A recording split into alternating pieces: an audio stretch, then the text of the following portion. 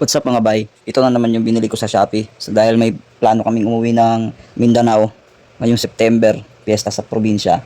At babiyahin na naman kami, no? Luzon to Mindanao, back and forth. So bumili ako ng bag para sa front seat ng NMAX ko para komportable. Kasi design talaga to para siya sa pangloob. Tapos ito namang nauna is yung bag na waterproof bag para sa mga ibang dadalhin namin na pwedeng paglagyan ng mga hindi nababasa. Dahil masyadong mabigat pagka tatlong top box ang dadalhin namin na malalaki. So yung isa, para mas magaan, bag na lang yung ibabaw, tapos ilalagay na lang yung ibang gamit, no? Para medyo magaan lang. Kasi yung top box pa lang, mabigat na, wala pang laman. Pero pag nagkalaman pa, mas mabigat. So ito yung naisip kong option na medyo gumaan naman. Yan, tsaka mga gamit na rin siya para sa mga hindi mailalagay sa loob ng box, tapos yung basain, pwede to, waterproof to. No, sa Motowall pala siya. Sa Shopee ko lang din to nabili, no. Itong bag na to, nagkakahalagang 2K sa sa Shopee. Pero sulit naman, subok naman siya kasi nakita ko naman yung mga feedback ng mga buyer nito, ng mga customer nito sa market. So, yan yung waterproof bag. Kaya sa mga taga-probinsya, ng mga galing din ng Manila papunta ng probinsya, no, kung malalayo yung mga rides nyo, may sasuggest ko sa inyo, maganda ang bag na to, no, kaysa sa magbag tayo ng mga ng mga pang traveling bag na nababasa, tapos babalutin pa natin ng plastic, tapos tinitape. No, ito hindi mo na kailangan, itatali mo na lang to sa likod ng motor mo, o di kaya ipapatong sa top box mo. Matic na yan na tali na lang, hindi mo na kailangan ibalot ng plastic to, no. Secure na secure yan. Basta itali mo lang na mabuti. Ito may ko sa inyo, re-recommenda. Magandang klase to. Itong nabili ko pala is 99 length nito, no. So medyo marami-raming malalagay nito. Kasya yung tent kasi namin dito. Kasya. So dahil yung tent ko dadalhin ko in case na makahinto kami pag-uwi namin papuntang Mindanao, bandang Samar or papuntang Sorsogon, makadaan kami ng beach, or doon na kami mag-stop over. Pwede kami mag-tent lang, no, sa mga private resort. So pwede pa kami maligo ng dagat ng misis ko, ng asawa ko, bago kami tumulay ulit ng biyahe, no. Sa kasama na 'yon na kasama na 'yon sa plano namin pag-uwi.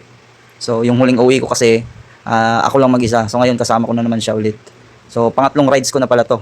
Pangatlong biyahe ko na 'to papuntang Mindanao balikan. Ito naman yung sa front seat ko. Yan. So brand din siya ng Motowall. Nabili ko naman 'to ng 1699, pero sulit na siya. Meron din naman siyang kasamang tawag dito, yung cover niya, waterproof na cover para sa para sa tag-ulan, pag maulan, para hindi siya mabasa, no. Ayan, maganda rin siya, naka-design talaga siya na pang front seat mo dito sa may harap ng driver. Talagang, pero marami din mapaglalagay diyan, no. Pwede rin siyang hand carry, sling, kasi meron siyang sling belt, no, o strap. Pwede mo siyang bitbitin kung kailangan, kung aalis kayo, hindi mo siya kung kailangan mo siyang dadalhin, madadala mo siya.